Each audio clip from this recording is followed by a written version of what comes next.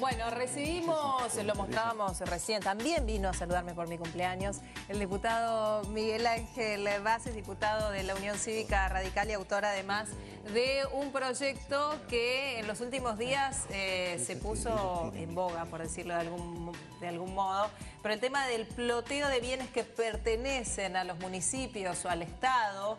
Es un tema más viejo que la escarapela, ¿no? ¿Cómo le va? Buen día, gracias por haber venido. Bien, bien, gracias, ¿no? Gracias a vos. Feliz cumpleaños. Gracias, muchas gracias. Gracias por venir y trajeron muchos regalos. Bueno, diputado, decíamos recién fuera del aire, este es un tema, la verdad, muy viejo, prehistórico casi. Yo recordaba desde el primer momento en el que surgió el tema de los patrulleros y de las ambulancias, de la matanza y de José Cepaz. El tema de las zapatillas de Rucauf, esas zapatillas tipo flecha que decía directamente la lengüeta, creo, de la zapatilla. Con la firma de él, creo, ¿no? Sí, o gobernación de la provincia de Buenos Aires, o una cosa así. ¿Es fácil apropiarse de bienes que son del Estado para imprimirles nuestra entidad? Sí, es demasiado fácil. En realidad hay una ley de ética pública que surge del artículo 36 de la Constitución Nacional que impide justamente la utilización de los bienes del Estado en beneficio personal de algún funcionario o en beneficio de algún partido político.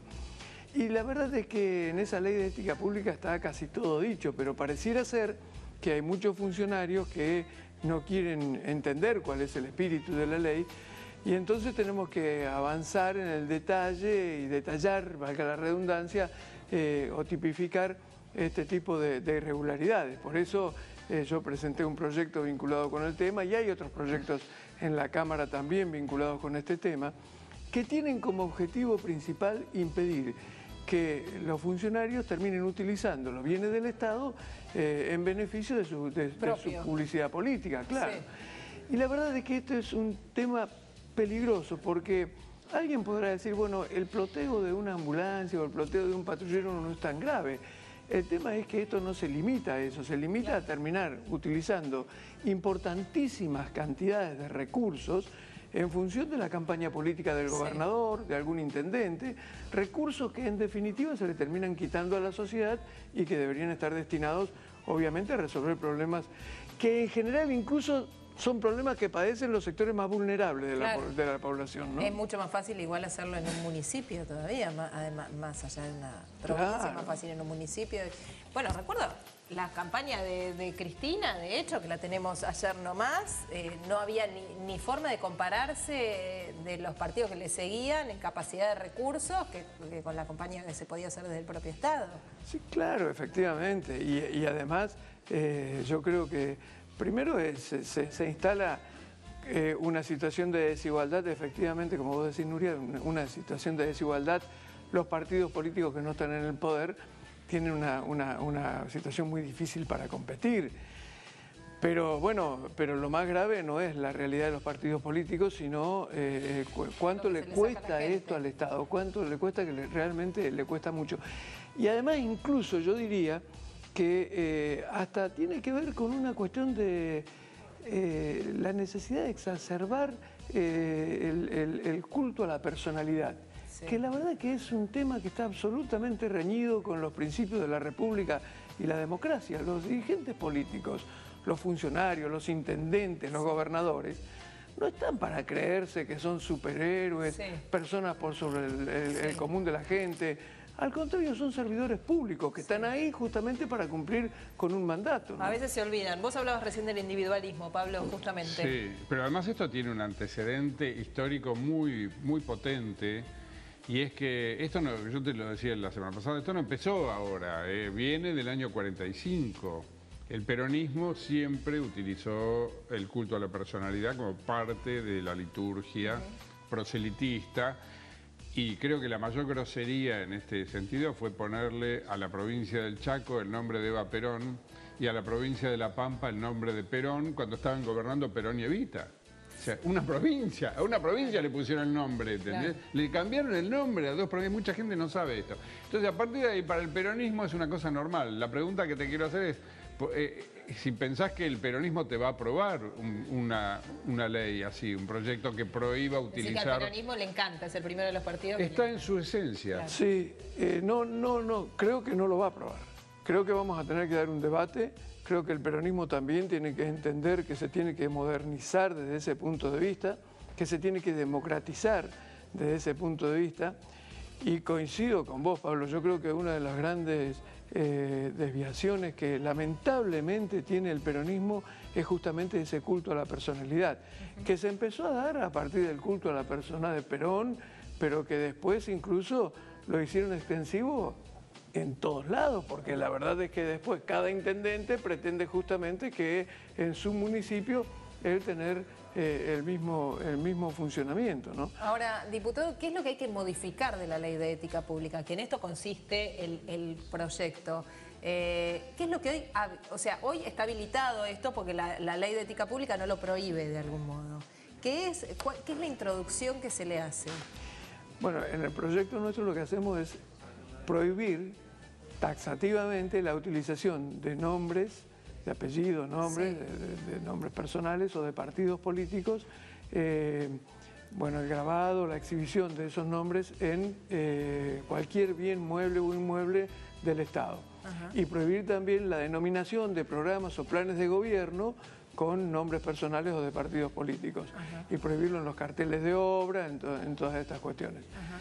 La verdad es que, como yo decía al principio, cualquiera que lea con atención y que esté dispuesto a respetar el espíritu de una ley sabe que en la Ley de Ética Pública eso está prohibido, pero lamentablemente había que tipificarlo de esta manera. Incluso la verdad es que también proponemos una reforma del Código Penal de manera tal de establecer penas para quienes no cumplan con esta reforma, si es que se aprueba, y estableciendo penas de prisión y de inhabilitación. Estaba leyendo eso, prisión de 1 a 4 años e inhabilitación especial de 1 a 5 años.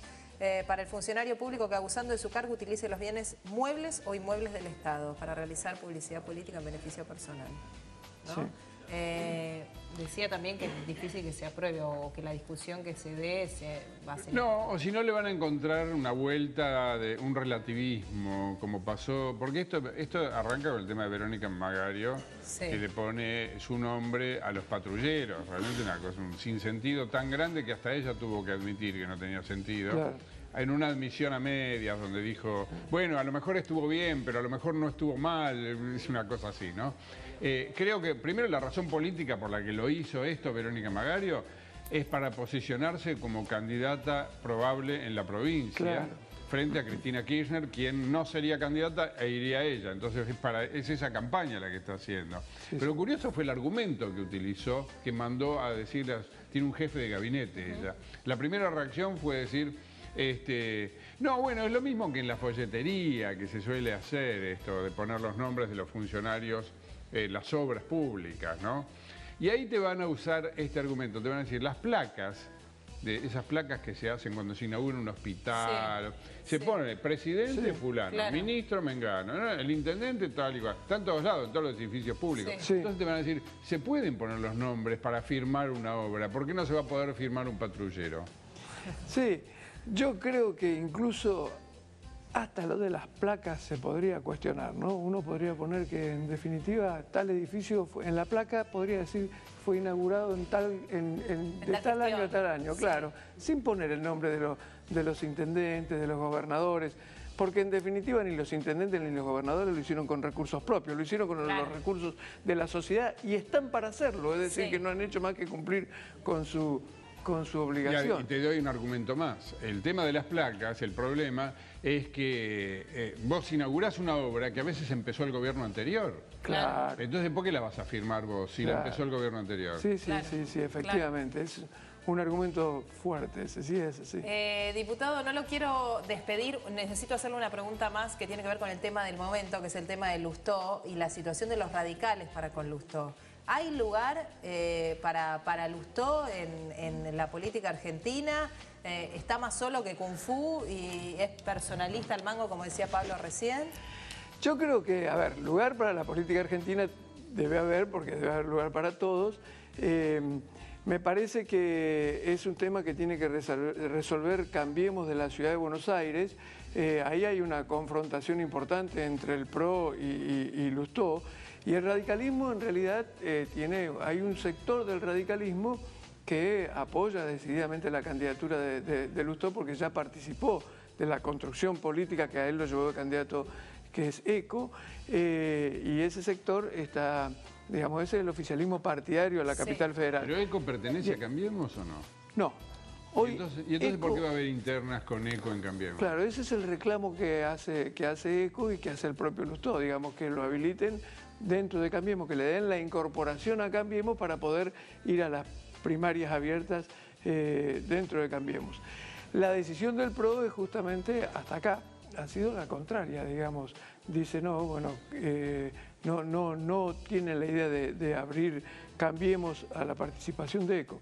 Así que hay que ver cómo se resuelve esta situación. Yo lo que creo que sí es muy importante que finalmente se ordene esto en la capital federal, porque la verdad es que fundamentalmente a partir del trabajo de los medios parece que irradia mucho para afuera de la capital, ¿no? Gracias, diputado, por haber venido.